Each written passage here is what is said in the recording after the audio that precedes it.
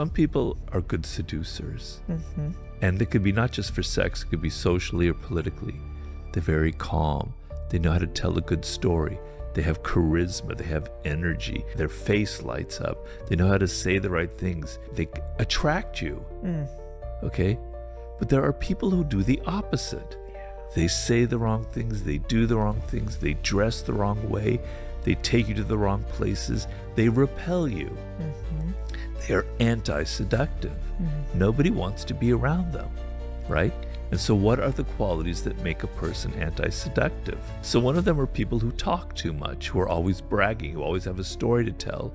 In the realm of seduction, women often complain of men who explain. They explain everything. They explain exactly what you're doing, what you mean, right? They call it mansplaining, okay?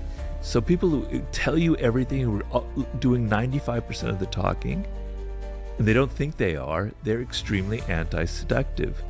People who moralize, who tell you you're wrong, this is what you need to do, this is what's good, this is what's bad, that's anti-seductive, right?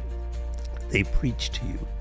People who are always bragging about themselves like they're so great, that's a very anti-seductive quality. I think being vulgar is an anti-seductive quality because it's like you have no self-control. You don't look at yourself and realize that what you're saying or how you're dressing or how you're looking is actually kind of off-putting, right? So a seductive person is self-aware. They're self-aware of their body language, the clothes that they wear, of how they talk. The anti-seductive person has no self-awareness. They enter life. They don't look in a mirror. They don't think about what they're saying. They just think they're being natural, and they offend a lot of people. Yeah, I've definitely met all those types and been all of those types at varying points as well. No, you haven't. I try not to. I don't believe that. Well, I think as you get older, like a little bit, you start to realize, that story isn't so necessary to share so broadly. Like being so loud isn't so necessary all the time. Right. Just the other day we were talking about how even being too familiar can be in some ways anti-seductive. Yeah. And that's kind of what you talked about before, which is this little bit of, there's almost like some sort of removal, a slight, what would you call that? A little bit of air of mystery. Yeah. So I was talking to a celebrity, I won't mention names, who was saying, Robert, you talk in seduction about mystery, but in the era of social media, you have to be out there all of the time, right?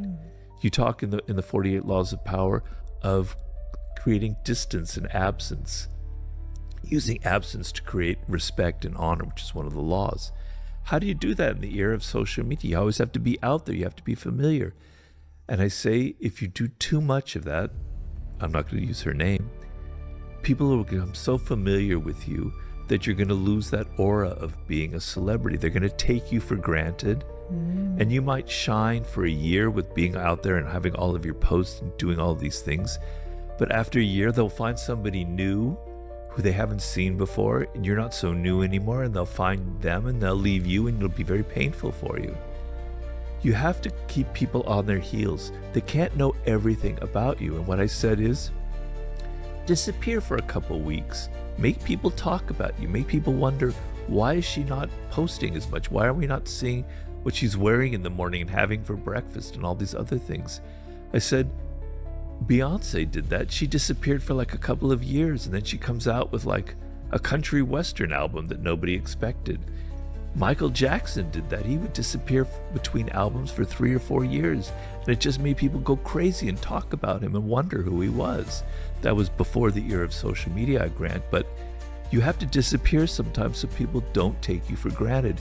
If they know everything about you, it's human nature that you become too familiar and they're not interested in you anymore at a certain point. So you have to create mystery. Man. Do you think you have to do that in interpersonal relationships too? Yes. How does one create mystery, let's say, in a relationship? Well, it's that you think of doing something that's going to surprise the other person. Now, nobody knows you completely. Your husband doesn't know every single thing about you, Cody. He didn't know he didn't know you before you got married. He didn't know all your previous boyfriends and everything, and some of the naughty things that you've done in your life. Robert, no former boyfriends, perfect saint. Over here. Right. Like I believe that. So he doesn't know these things. He doesn't know you completely. So if you give him a sense of, I'm sorry, what's his name? Chris, I forgot. Chris, you show him something that he didn't know about before. He goes, wow, I didn't know Cody. I was taking her for granted. I wasn't, I think I knew everything about her. She showed me something that surprised me. Maybe the surprise isn't something good, but at least it like keeps him on his heels. It makes him think about you. Because in a relationship, people will take you for granted after a couple of months, right? They were so interested in you in the beginning, and now it's kind of dwindling. They take you for granted because they think they know everything about you. If you surprise them, if you say something different, if you take them to a place where they never thought that you would take them to, if you dress a certain way that seems a little bit out of character, not completely out of character, you go, wow. You need to do that in a relationship constantly. Otherwise, it's just going to fizzle. All the energy is going to go out of it. What do I think about mental illness and therapy, and in the context comparing it to like the ancient world and history? And are there more people who are mentally imbalanced now than there were in the past? And it's anecdotal evidence based on my deep readings of history. So I can't say for sure that I have a definitive answer. But my readings of the ancient world was that there was much less of this experience that we call mental illness. Of course, there was a lot of suffering. There was great amounts of inequalities. And if you were a slave in ancient Egypt, that was not a great life at all by any means. But the sense of being incorporated in a culture and being a part of a society, being a part of a group, and not having such a strong individualistic spirit as we have now, for better or for worse, you were really grounded in the day-to-day events of life. If you had like a quirky personality, or if there was something a little bit strange about who you were, you had all of these outlets for expressing it, particularly in religions. The ancient Greeks kind of celebrated a form of madness, the form of madness of being possessed by the gods. Poets and artists were considered insane. There was a concept of holy madness, right? And in many indigenous cultures, people who had visions, who nowadays we would lock up, were actually seen as seers and prophets and shamans. So there was not so much this idea that there were people out there who were really badly adjusted. And I think a lot of what we see today, in my opinion, and I could be wrong, is cultural. What creates a lot of mental illness is a cultural phenomenon where our culture isn't really giving us things that satisfy us in any deep way. We have to struggle so hard to get by, to make a living. We are all working so hard night and day because it's such a competitive, insecure environment that it can make anybody insane, that it can make anybody go off the rails. It's hard to maintain a mental balance when we don't have time for kind of just relaxing and figuring out who we are and just sort of enjoying some simple things in life. We're so frantic, we're always in such a hurry, we're always so busy. It's hard for me to say that because I'm probably the busiest man on the planet. I work night and day, but my difference is I love my work. When I work, it's like therapy for me. I really enjoy it. And the other aspect of that question is, I had mentioned in one interview that we talk too much. We think that through our therapy, nowadays a lot of therapy is through medication, but there's the form of talking therapy, as if we can talk our way out of our problems, just talking. And a lot of that we find on social media, where people are always yammering about their problems and how to solve them and giving us advice. And sometimes I just get so tired of all of the advice people are giving. And I know that's ridiculous for me to say, because here I am giving you advice, but it's like the best thing to do is actually do things, to actually go out and create. It's actually to make things, it's to actually try it, to not talk about your problems, but to figure out an activity that will get your mind engaged and get out of yourself, because you're too self-involved. That is the difference between the ancient world and now, where people weren't so self-involved. We're always thinking of ourselves. We're always thinking of our problems. We need to do things that get us out of ourselves, where we're working on a project, where we're helping other people, where we're doing something active.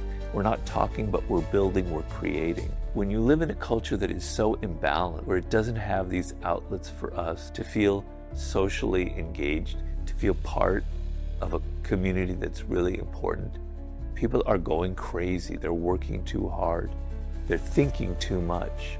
And that is the source, I think, for a lot of mental imbalance. And so I don't know what the answer is. The answer is we have to have a cultural shift, I think. And maybe it'll happen long after I'm dead or something like that. But that's how I sort of see this. You know, I'm thinking about political situation and the state of the Democratic Party, which is kind of pathetic and it's kind of sad. And some of it is self-inflicted and deserving. But because of that, it's a very bleak moment for people of that persuasion, and everything looks kind of hopeless. The way I react to this is, no, it's never hopeless. What matters, and I read an article today that severely disagreed with this, but I'll make my point. What matters is our fighting spirit. And what I mean by that is, the problem with the party is that it doesn't seem to stand for anything. It seems so weak. It seems so splintered. It seems like just a patchwork of interest groups, of niches. It doesn't stand for anything that can be summarized rather simply. This is the ideals we believe in.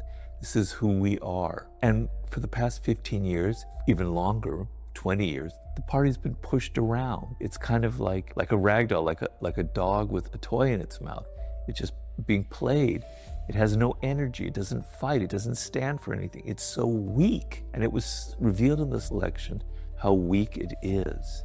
And, you know, the old phrase, when they go low, we go high. Well, you know personally how I don't believe in that at all as the author of the 48 Laws of Power. When people go low, you have to show them that you're willing to fight on their terms. You don't lose your values, but you're willing to play hardball with them. And so it's a party that's lost its fighting spirit. And because it doesn't look like it's worth fighting for anything, it doesn't stand for anything solid, it's not worth losing battles. Why vote for this party? People are not as interested in ideology as you think they are.